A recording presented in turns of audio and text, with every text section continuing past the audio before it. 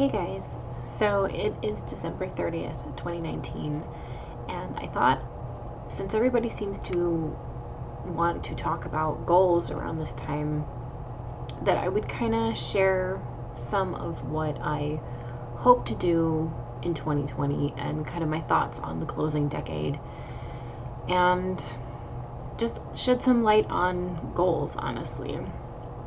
I'm going to lose the glasses though because they are very distracting, and you can't see my face because it's covered up by glasses.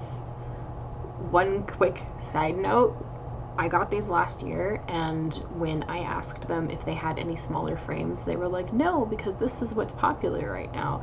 Who decided to make glasses popular, first of all, and why did they decide that they had to take up over half your face? Okay, that's my mini rant. It's just annoying. I'm sick of my glasses. Anyway,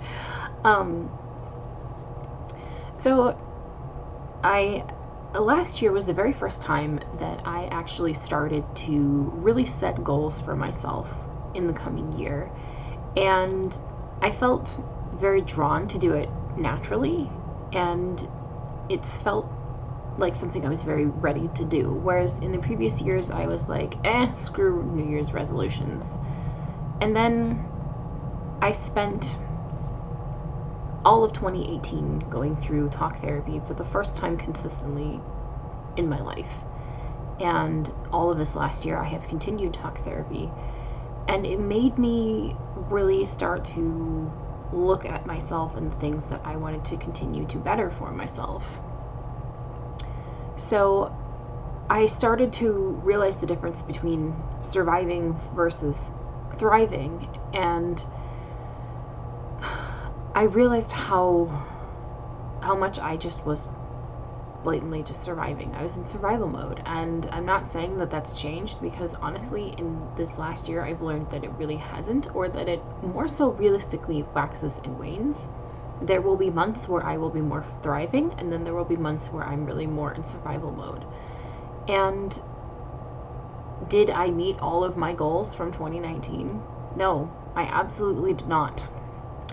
I have my planner here, and in here has my goals for 2019 and my goals for 2020, and I'm going to share with you some realism about how this all worked for me. Let's see. So my goals for 2019 were start a daily practice. The only thing I have done consistently for a whole year on the daily was draw a tarot card. And some days, most of the days it would be in the morning with a cup of coffee. Some days it'd be really late at night right before I went to bed. It changed. I deep dived into tarot. I did do that. Start on a daily exercise routine. We're going to talk about this in a minute. Read all the books. I'll show you the books that I've read.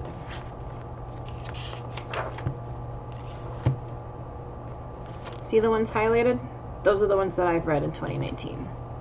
Not really a whole lot. Not as much as I had hoped. Some of these books I actually don't even own yet that I wrote on here. But, so, it didn't exactly work out the way that I had hoped. And that's something that when you set goals for yourself, or you start to look into the future and have expectations of how things are going to go, they're not going to go the way that you think. I remember once a friend of mine was planning her wedding, and I said, the best advice I can give you is nothing is going to go the way that you planned. And you need to accept that. And the sooner that you do, the better off you'll be, because things will change. And change is the only consistency that we have in life. So let's go back to the daily exercise routine. At the beginning of 2019, actually a few weeks prior to 2019, I had decided that enough was enough, and that I really wanted to push my body more, to do more, to exercise daily. And I thought that 20 minutes a day was a realistic goal for my lifestyle. I stuck with it consistently for probably about a month and a half, and then I slumped off. Part of it was due to depression. The other part was due to the fact that my chronic pain became more intense, and as the year progressed, I got to the point where I had to have another surgery for endometriosis, which failed. It did not do anything for my pain this time, and I honestly was left feeling like I wasted my time. And then I fell in October and I broke my wrist. I'm still healing from that. And like, I won't be able to do inverted yoga poses for a while with this. But I thought 20 minutes a day was a realistic thing for me to manage. I really thought there are so many times in the day that I spend 20 minutes doing something that's really unproductive, when I could take 20 minutes and move my body and get my body healthy again. And it just didn't work out. There were so many days where I just didn't have 20 minutes, or I was in so much pain that 20 minutes of really getting myself to exercise on a daily basis was just not going to happen. I have chronic pain from endometriosis, as I've mentioned many times. I have IBS from endometriosis because my entire abdomen is a war zone. So there are a lot of days that I'm just sick. There are a lot of days that I'm extremely fatigued. I have this mystery joint pain that we don't know what it's from to. I mean, it's just a mess. It's a mess because I have chronic illness, and that doesn't mean that I can't exercise. That doesn't mean that I can't find something that works for me, but that's the key right there, is finding something that works for me. Finding something that is realistic, something that I don't put the bar too high. I really thought I could manage 20 minutes a day, and to be perfectly honest, I'm sitting here at the beginning of 2020 almost feeling like a failure because I couldn't manage 20 minutes a day to get things to exercise regularly. And it also is because I'm a stay-at-home parent. My day-to-day life is subject to change very dramatically. There will be a moment of peace, and then 2 seconds later will be absolute chaos. It's just, that's the way that my life is right now, parenting 2 young children, mostly by myself during the day. It's just, and most of the time when I try to exercise, they climb all over me. So, which I suppose, I guess, could be a plus if you look at it, because you have a 45-pound weight and a 27-pound weight on you? I don't know. But the thing is that I realized within this year that I met some of my goals, and that was great. But they were all very much the more internalized goals. Anything that required me to branch out of my comfort zone, I couldn't quite hack it. And maybe I'm being a bit harsh, but I also think that part of it was because maybe I just wasn't doing what works for me. And while it's perfectly fine to push yourself out of your comfort zone, in fact, I encourage it, of course, I do think that when we are trying to make a habit or create a regimen for ourselves, it's very important to have something that fits into our lifestyle, into our personalities, into who we are as a person, and our day-to-day whatnot. So I'm going to try again, and I'm going to try maybe doing 2-3 times a week if I can manage that, fluctuating the days that it happens. If there's a day that I have 20 minutes where I can make it work, then let's make it work. If there's a day where I'm in too much pain, I'm too exhausted, I have too much going on, that day's not meant to make that happen. And that's okay. And I think it's all right to accept failure sometimes, because failure does teach us, and it is a fantastic teacher, in the words of Yoda, which I actually think I've said before on this channel once before, but I'm quoting nerdy things rather frequently. Either way, now I kind of want to talk about my goals for 2020 and my best ability to be realistic for them. So once again, I'm going to refer to my trusty planner. This is another thing that I have now done for a year, and I can tell you right now, as a person who lives with anxiety, doing something like this is so insanely important. Being able to get everything out of my brain and onto paper, because it's just too much to keep it up here. Hi, Prue. Every time, guys. Every time. You're basically my co-star. So I did make goals for 2020. I did decide that let's try this again. Really? Charming. Most charming. Thank you, dear. And I felt that I was just going to try my best. Are you serious? Right on the keyboard, tail in the camera. Let's just go. This is why I don't edit, because you guys can laugh at it. So I did make a goals for 2020, and I'm going to do my best to... She's clawing my leg. This is a catastrophe. I'm going to do my best to abide by them in a realistic manner, because I feel like I'm going to set myself up for failure if I go too far ahead. If I push down on the gas pedal and I don't let up. So I have to put my glasses back on for this part because I can't see, and I am so blind, and it's just sad. It's a long-term goal to eventually get LASIK, but it's a lot of money. So I categorize this by mind, body, and spirit, and then I put other in this category here. And I tried my best to be very realistic, and I might add more goals as the year goes on. But the first is in the mind category, and it says try to finish as many books as possible. So again, I phrase it in a very realistic manner. As possible, just try to keep up a reading practice. Journal more. And I don't mean just my creative journaling that I do through doing a bullet journal or doing my tarot journal that's also a bullet journal type journal. Would you just sit still?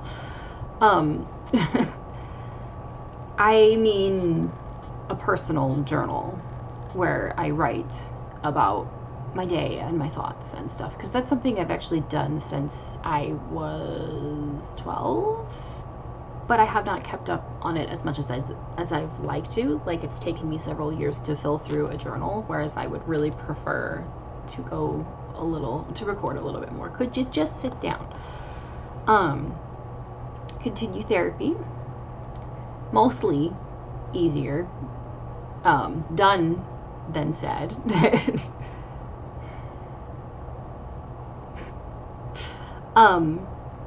But it can be a challenge considering that I have to arrange for childcare and all that mess. So it doesn't always go the way that I planned. And then I actually wrote down learn to thrive versus survive. And I did mention that in this video before, and it's just something that I kind of want to keep in mind as the year goes on, to really acknowledge the moments where I'm in a survival mode versus thriving, and recognize that it waxes and wanes, and try to ride out the moments where it doesn't feel so great, because that's the realistic aspect, or that's the realistic part of life. So the next category is body, and it says start an exercise routine that works for me, and I underline the part that works for me. We've already talked about this. Get outside, because I tend to hit the reset button whenever I'm out in nature. It's just insanely beneficial for me in many, many ways. Continue with medications. Make healthy choices for my body. Again, I kind of felt like this was a very realistic statement to write down on here. Doesn't necessarily mean diet. It doesn't necessarily mean that I have to be on any sort of strict food regimen. It just means instead of reaching for something that might be unhealthy, reach for something that's healthy more frequently. Or cook meals more frequently, that sort of thing. And the last one is a little bit more superficial depending on how you look at it, but to me doing this is actually a very spiritual experience. But I hope to get another tattoo at some point this year. If that doesn't happen, so be it, but it's in my plans. The next category is spirit, and it says make time for my spiritual self. Now this is something that I've been striving to do for the entire freaking time I have been a practicing pagan, which has been since I was 15 years old.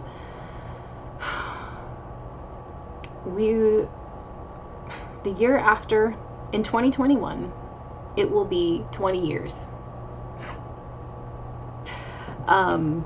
Which is just mind-boggling. Um, so it has taken me almost 2 decades to perfect this. And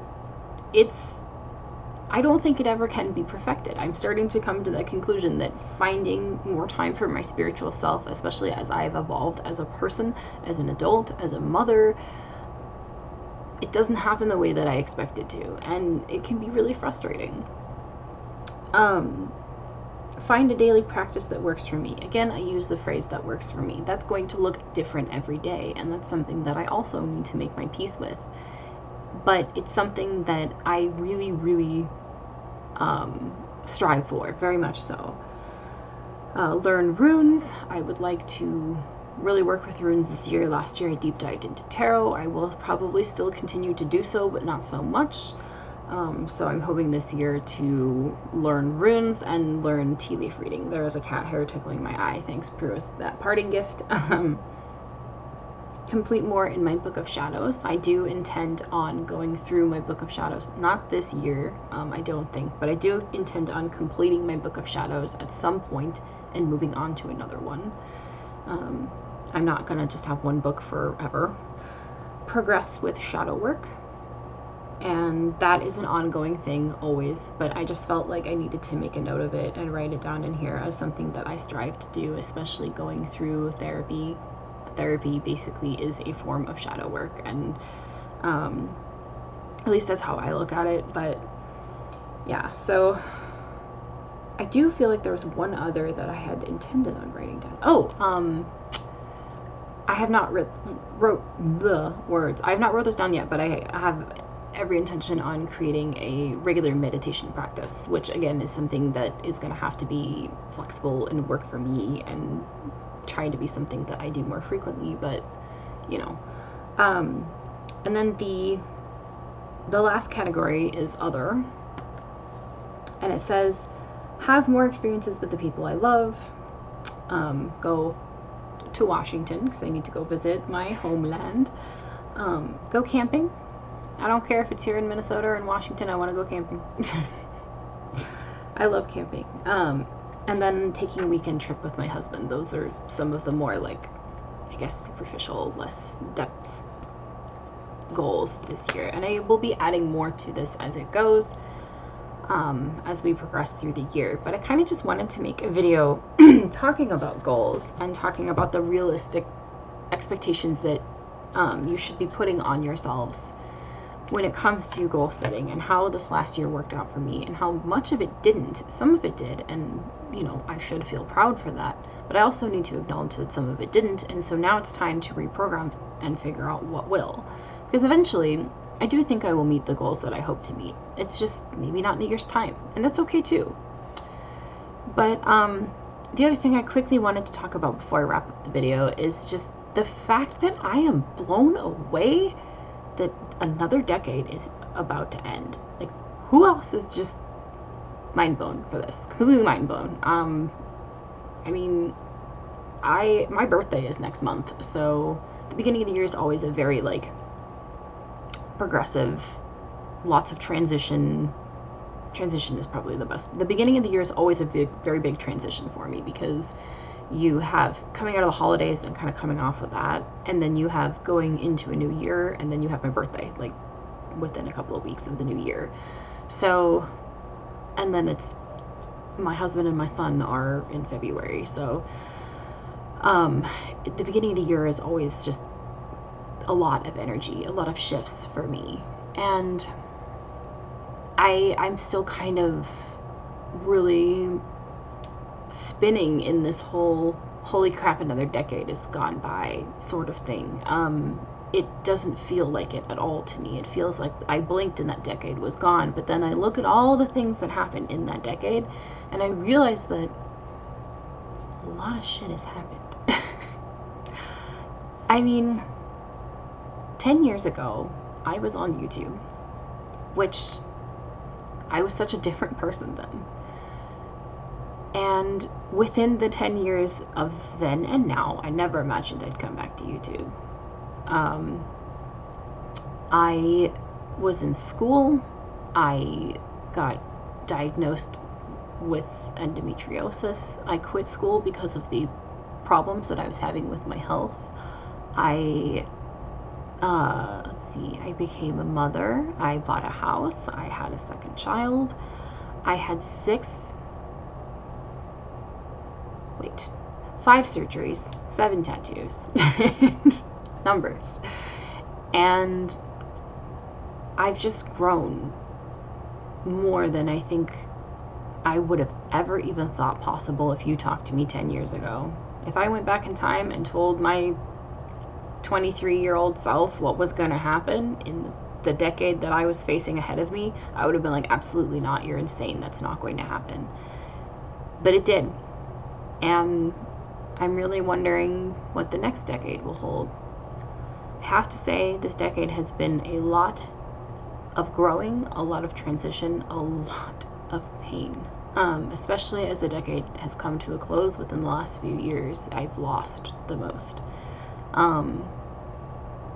But with that pain also comes growth. And I think the same can be kind of brought back around full circle to the other topic that I was discussing with goals and stuff, is that when you're setting goals for yourself, you are going through a transition. You are going through some sort of pain because you're striving to achieve something, and it's not always easy. It's not always fun. It doesn't always look pretty, and it can honestly be really painful. But try to be patient with yourself. Try to be realistic about your goals, and try to challenge yourself, but don't set the bar to a unreachable height. You're not going to get anywhere. So that's basically kind of my rant on my goals for 2020, the things I've learned in 2019, and hopefully shedding some light on some, hopefully, wisdom for you guys, and the fact that I am freaking blown away that this decade is ending. Anyone else feel that way? Because like I said, I really do. I'm going to put my glasses back on so I can actually see and turn off the video and stop rambling. Bless you guys.